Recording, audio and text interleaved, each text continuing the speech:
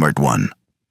My son and daughter-in-law threw my belongings out of the house after stealing my $17 million lottery winnings. Ma, what the hell do you think you're doing? You're like a festering sore in this house. If you keep buying that junk, pack your things and get out of here. No one wants you anymore. That was the first thing I heard that morning before my coffee had even cooled. My son, my only son, stood over me like I was some stray mutt chewing on his carpet. Behind him, his wife Dana leaned against the kitchen counter, arms folded, eyes like slits of ice. She didn't say a word. She never really did. Her judgments came in glances, pursed lips, and the way she'd quietly slide the dinner plates just out of my reach when I tried to help wash. I looked down at the kitchen table. A lottery scratch ticket sat unfolded beside my mug. Just one of the $5 kind, the kind I bought from the gas station 2 blocks away. A harmless habit. Some people knit, some play Sudoku. I scratched lottery tickets. That was all. I never spent more than $5. Never expected much. It was the ritual I loved. That little whisper of a maybe. I bought it with my own money, I said softly. From the jar. Ryan scoffed. The jar, that's the grocery jar. That's not your money. You don't have money, Ma. We pay the bills. We feed you. You live here for free. Remember that word, free. It hit me harder than I expected. Like a slap I didn't see coming. Free, like everything I'd ever done for him meant nothing. The double shifts I worked at the diner after his father died in a mining accident. The savings I handed over to help them buy this very house. The mornings I walked Lily, our granddaughter, to school while they slept in. The nights I stayed up rocking her through fevers. All of it forgotten, erased. I don't think a $5 ticket. It's not about $5, he shouted. It's about respect. You don't get to act like a teenager living here. You're 72, Ma. Grow up. Dana spoke next, her voice coated in syrup, sweet and cold. We're just saying maybe it's time you find a new routine. Something less embarrassing. I swallowed the lump rising in my throat. My fingers gripped the edge of the table. I felt small, like furniture, like wallpaper. I wanted to tell them what the ticket meant to me, that the cashier at the station knew me by heart and asked if I wanted the usual, that the coin against the paper felt like control in a world where I had none left. But I said nothing. I folded the ticket carefully, slipped it back into the front pocket of my cardigan. Ryan rolled his eyes so hard I could feel the resentment buzzing off of him. Don't say we didn't warn you, he muttered, walking away. Donna followed. The conversation, like me, was dismissed. I sat alone at the kitchen table, the same table where I once fed Ryan oatmeal, singing softly while he played with a spoon. The same chair I sat in to patch holes in his jeans when we couldn't afford new ones. Now I was a burden, a punchline, a sore.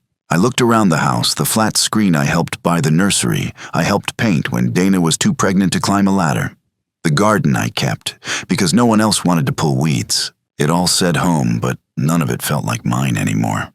I stood up and walked out to the porch. The Nevada sun was already hot, even in the morning. I needed air. I reached into my pocket and pulled out the ticket. It was a $17 million jackpot game. Bright red letters. A little box at the bottom that read, "Sign your ticket upon purchase to protect your claim." And I had signed it like I always did. Small, careful handwriting. Evelyn J. Warren. Ballpoint pen. Dated that very morning. I hadn't even scratched it yet. My hands moved slowly like I was handling something fragile. Or diffusing a bomb. First number 7, second 13, third 21. More scratching. My breath caught. The numbers aligned. Symbols matched. The prize box lit up with rows of zeros that didn't stop. $17 million. I stared at the ticket for a long time, not because I doubted it, but because I had never felt more certain of anything. I didn't scream. I didn't cry. I just folded it again carefully, reverently, and slipped it into a sealed envelope inside my purse. The rest would come later. But in that moment, standing on the porch of a house I helped build, called useless in my own family, I felt something strange. Not rage, not revenge. Clarity. They thought they were lucky. But they never even looked at the name on the back. They toasted their win. But I held the truth. And for the first time in a long time, I knew exactly what I was going to do. The next morning, I tucked the winning ticket safely in my purse and went about the day like nothing had changed. I swept the kitchen, watered the basil on the windowsill. I even smiled when Dana walked past without saying a word. But I didn't tell them. I wasn't ready. That afternoon, while folding laundry in the back room, I remembered another ticket I had scratched the day before. I'd left it at the bottom of the wicker basket near the pantry. A habit. I often kept the old ones the losers just in case.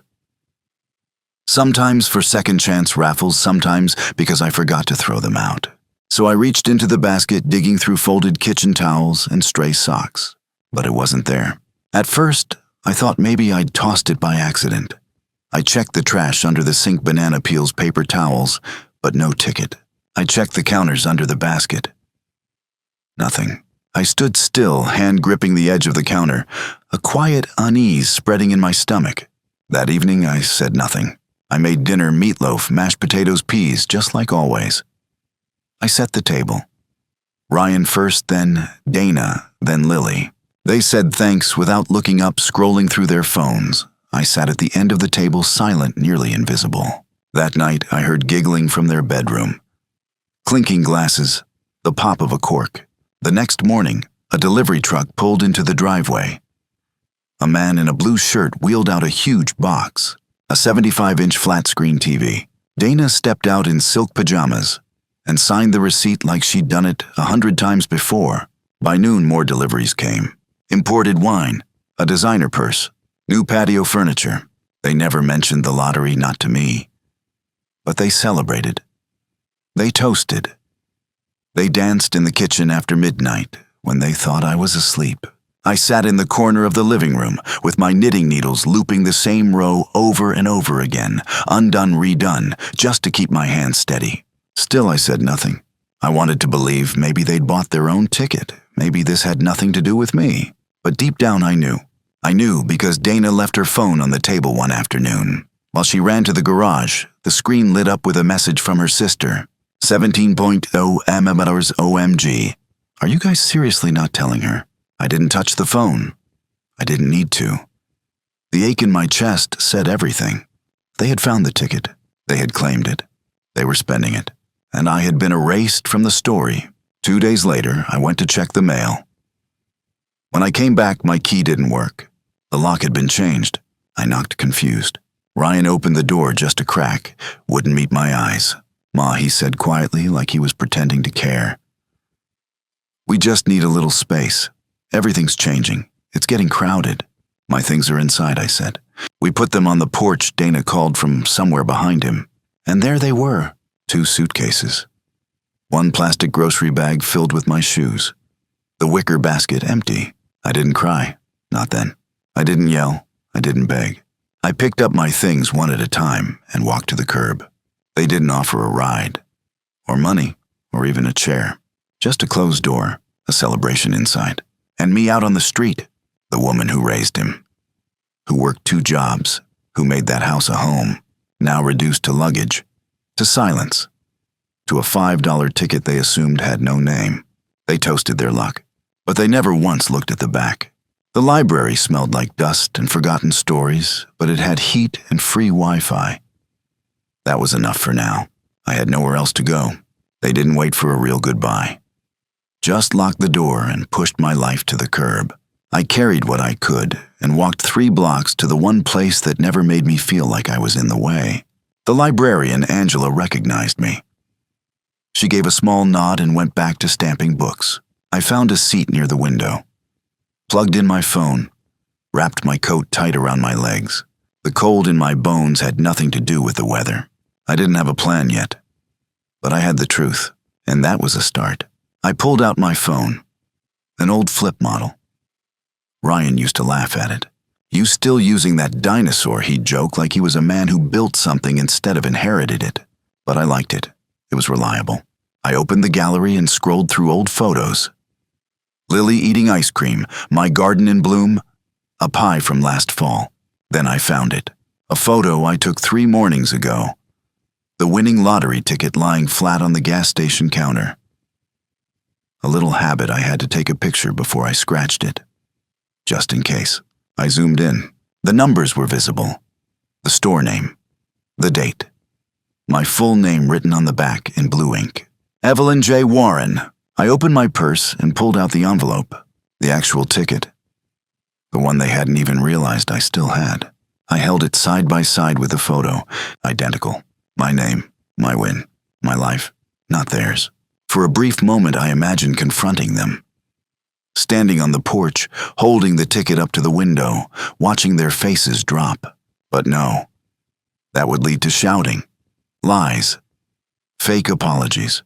Instead, I opened the browser on the library's computer and typed Nevada State Lottery Commission. I found the contact page. A hotline. An address. A section titled Lost or Disputed Claims. I called. The woman on the other end sounded calm and practiced. She asked my name, the game, the time and place of purchase. I gave her everything. She asked if I had a photo. Yes, I said. If you have that image and the original ticket, she replied, please keep both. You'll need them for verification. I held the phone a little tighter. So, it's not too late. No, ma'am, she said. If your name is on the ticket and you're the one who bought it, it's yours.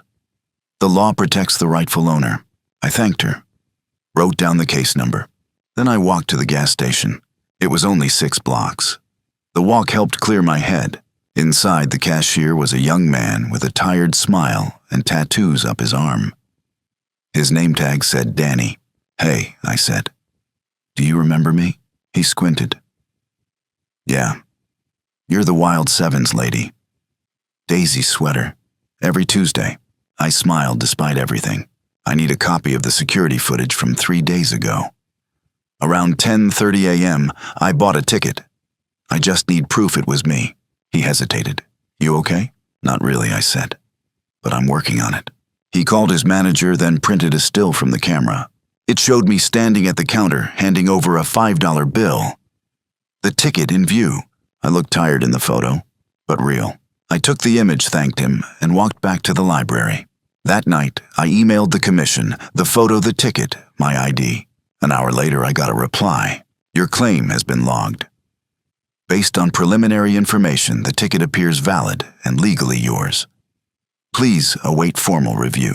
I stared at those words. Legally yours?